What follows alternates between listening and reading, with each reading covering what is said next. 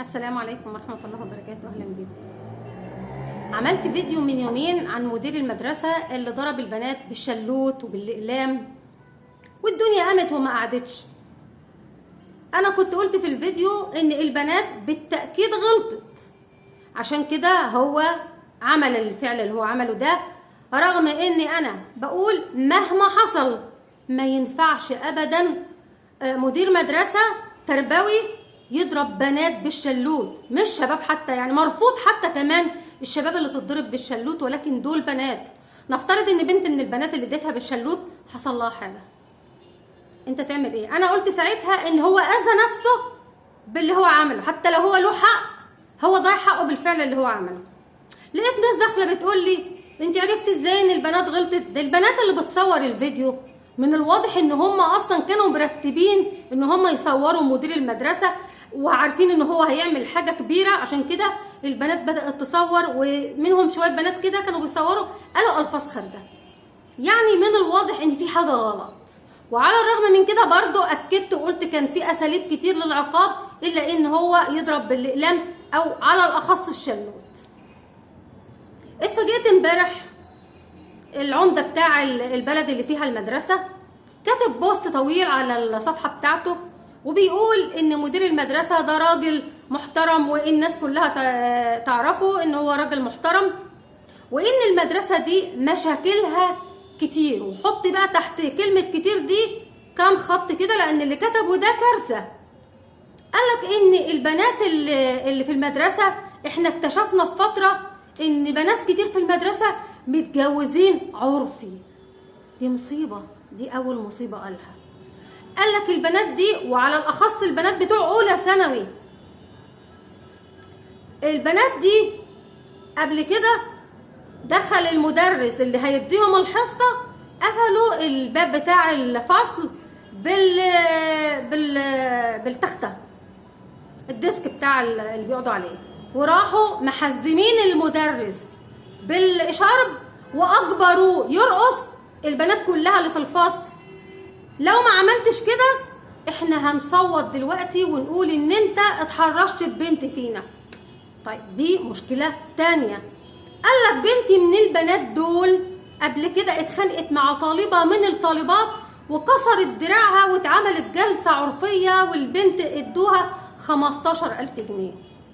وان مره من المرات العيال كلها قفلوا باب المدرسه، البنات كلها، ونزلوا ضرب وطحن في بعض وما فضش الموضوع الا لما جت الشرطه فضت اللي بيعملوه وفرقتهم واتصلوا باهاليهم.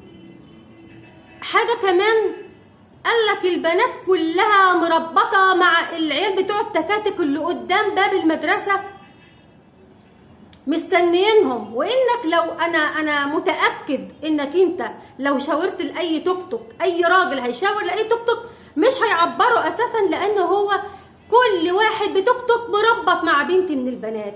يعني الراجل قال سيل من الكوارث عن مدرسه واحده. طيب هو انا سؤالي، هو لما المدرسه فيها كل المشاكل دي ليه المدرسه يكون فيها مدير مدرسه راجل مش ست؟ يعني كانت لو ست هتروح مثلا هتمسك عصايه هتجيب بنت من شعرها، ولو ان ده اسلوب مش كويس، ولكن في اساليب. لو في ست مديره مدرسه وفي كام واحده مدرسين، في منهم طبعا لازم يكون فيهم الاخصائيات الاجتماعيات، انتوا ازاي سايبين المدرسه تتضرب بالشكل ده؟ دي قنبله موقوته. يعني ايه بنات بالاخلاق اللي انتوا بتقولوها والمدرسه دي متسابه كده ازاي؟ انا مش عارفه. يعني ايه البنات اللي اخلاقها بالفساد؟ ده مدرسه موبوءه، يعني استغفر الله العظيم. يعني ده حضرتك انت يعني انا مش بتكلم بقى على مدير المدرسه، انت كعمده انت فين؟ يعني احنا بنبلغ الاهالي والاهالي بعد كده بياخدوا بناتهم والموضوع بيرجع زي الاول. ده اسمه ايه؟ ده انحلال ولا اسمه ايه؟ ازاي الوزاره ما تاخدش خبر من الموضوع ده؟ ازاي بنات تكون بالاخلاق دي تقعد في نفس المدرسه مع بنات ملتزمات او مؤدبات زي ما انت بتقول؟ ان في بنات طبعا محترمات كتير، وده بالتاكيد مفيش بنت زي التاني ومفيش بنت زي التانيه. بس الاختلاط بيعمل عدوى. ازاي تسيب كام بنت في المدرسه بالاخلاق دي وتقول لي المدرسه فيها مشاكل؟ ما هي العدوى بتنتشر، ده فيروس، ده بيعلم ده وده بيعلم ده، وانت منتظر يطلع ايه لما المدرسين بيتهانوا والمدرس يقف يتحزم ومعرفش يعمل حاجه والبنات تهدده، ومدير المدرسه البنات ما بتعملوش حساب. ولا في واحده بتقول لك لا هو المدير المدرسه جري ضربها بالشلوت لان كانت رايحه تضربه. لا طبعا هو مفيش الكلام ده، هو نده عليها وهي راحت فمد ايده عليها واداها بالقلم واداها بالشلوت. وده يعني انا عن نفسي لحد انا ما بتكلم انا رافضه موضوع الشلوت اللي المدير عمله. ولكن مدير المدرسه ليه ما بلغش الاداره التعليميه؟ البنات دي ما اتفصلتش ليه؟ لما انتوا عارفين ان هي بكم المصايب اللي فيها، ليه البنات دي ما تقعد في بيوتها؟ لما اهاليهم ما بيعرفوش يربوهم والمدرسه مش قادره تاخد اجراء معاهم، ولا فصل ولا انتوا بتعملوش معاهم حاجه، وانتوا فاكرين ان انتوا قلمين وشلوتين كده انتوا انهيتوا المشكله؟ ولا كانكم عملتوا حاجه. والمشكله ان هم بنات في ارياف واولى ثانوي، يعني 16 سنه وبتعملوا كده. امال لما تكبروا شويه هتعملوا ايه؟ جواز عرفي وعلاقات مع بتوع التكاتك وقله ادب مع المدرسين ومدير المدرسه. ايه في ايه اللي جرى للبنات؟ اللي جرى للمدارس؟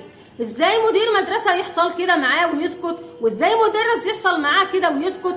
وازاي العمده عارف كل المشاكل اللي في المدرسه وساكت؟ انتوا ادواركم فين؟ الاداره التعليميه ازاي ما تاخدش خبر باللي بيجرى ده والاخر تقولوا لنا مشاكل بتحصل في المدرسه؟ طب ده لازم يحصل ويحصل ويحصل واكتر من كده كمان. وبعدين الوضع كده ده بقى كارثي. ازاي ده مش مدرسه شباب حتى، دي بنات ايه الاخلاق اللي جرى؟ انتوا ما بتربوش الامهات والابهات؟ انتوا فين لما البنات تبقى بالاخلاق دي؟ انتوا كده ما تربوش، انتوا ما تعرفوش حاجه عن عيالكم، انتوا بتسيبوهم بقى للنت وللتيك توك وللمسلسلات الشمال والحاجات دي. مولاتكم في السن الصغير الحرج ده وبيعملوا كده، هم يكبروا يطلعوا ايه؟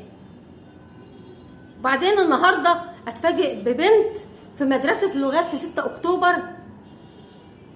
اتفقت مع 3 من زميلاتها عشان يعملوا حاجه في واحده من البنات متضايقين منهم.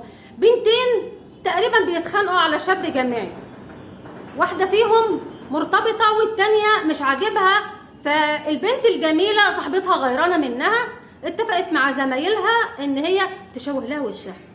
راحوا مرتبين لها ومستفين لها التوقيت المناسب في الحمام، وراحت داخله الهانم بشفره حلاقه، وراحت داخله شقلها وشها وقالت لها وريني بقى هتبقي جميله ازاي، انا مبسوطه ان انا عملت فيكي كده عشان بعد كده لما تبصي لنفسك في المرايه تفتكري ان انا عملت فيكي كده. مدرسه لغات، انتوا فرقتوا ايه بقى عن دول ولا دول ولا نفس التربيه ونفس الاخلاق؟ ايه يا جماعه؟ هو ده الجيل بتاعنا؟ وبرضه اولى ثانوي، يعني مش عارفه هو انتم لا الطبقه العاليه بيربوا عيالهم ولا الطبقه اللي في الارياف عارفه تربي عيالها؟ هو واضح ان الجيل كله الاهالي سايباهم، كل واحد يربي نفسه، كل واحد مشغول بنفسه هيجيب فلوس ازاي. الامهات اللي في النوادي والابهات رجال الاعمال اللي بيدوروا على الفلوس يجيبوها ازاي وناسيين عيالهم بيتربوا ازاي او بمشاكلهم ايه او نفسيتهم شكلها ايه، والاخر يطلعوا لنا جيل مشوه، شباب ضايع وبنات فاشله، والاخر نلاقي المدرسين ومديرين المدارس بالشكل اللي انتوا بتقولوه، ونيجي في الاخر نقول الراجل ده لازم يتعاقب. لا ده في ناس عندها طموح تقول ده الراجل ده لازم ياخد اعدام. انتم يعني حتى وانتوا بتتكلموا مش بتتكلموا بالعقل وتقولوا من انا بقول لك غلط، بس لما يكون في افعال بالدناءه والوقاحه اللي البنات فيها ايه منتظرين ايه؟ وانا لسه لحد حالا بقول ان المدير ده غلط كبير، واولا غلط في حق نفسه لان هو دلوقتي بقى بيتسال في مساءله قانونيه دلوقتي، والراجل اتحبس وطلع بكفاله ب 10000 جنيه. الله اعلم بقى في قضيه ليه ولا مفيش، المهم انه توقف عن العمل. يا ساده، مفروض ان الحالات اللي زي كده، البنات اللي بالاخلاق دي فصل نهائي، هي ما تنفعش تدخل مدارس، لا تتنقل مدرسه تانية ولا تنفع تتعلم. اصل خلاص هو المستوى بتاعهم خلاص هم ظهروا على حقيقتهم، دول لا هينفعوا في مدارس ولا هينفعوا في تعليم ولا هيطلعوا اساسا اي حاجه في المجتمع. دي عيال فاشله، وبالظبط كده زي اللي بيدخلهم فيروس وبينتشر في المدرسه، فتلاقي المدرسه كلها بمنتهى القباحه، محدش قادر يسيطر على شويه عيال في اولى ثانوي ولا حتى في ثالثه ثانوي، مدرسه ثانوي مش قادرين تسيطروا عليها. وتقولوا لنا الوزير بيقول والوزير عامل الوزير ده يعني انا مش فاهمه. دي وزاره اسمها التربيه والتعليم، يعني انتوا المفروض ان انتوا بتربوا الاول قبل ما بتعلموا. الاهل بيربوا، ولكن انتوا كمان بتشوفوا. امال احنا عندنا ليه بيبقى فيه المشرفات الاجتماعيه؟ ليه؟ عشان بتعرف نفسيات البنات اللي زي دي الفاشله دي، اللي اهاليهم لازم ياخدوا خطوه ايجابيه ويربوهم. لما المدرسه تستدعي ولي امر او ام البنت دي وتتكلم معاها، يا تعالجوهم يا تربوهم يا تقعدوهم جنبكم في البيوت، لان هم هيعدوا زميلاتهم واخلاقهم دي هتتنقل المدرسه كلها. انا بشكركم جدا. السلام عليكم ورحمه الله وبركاته.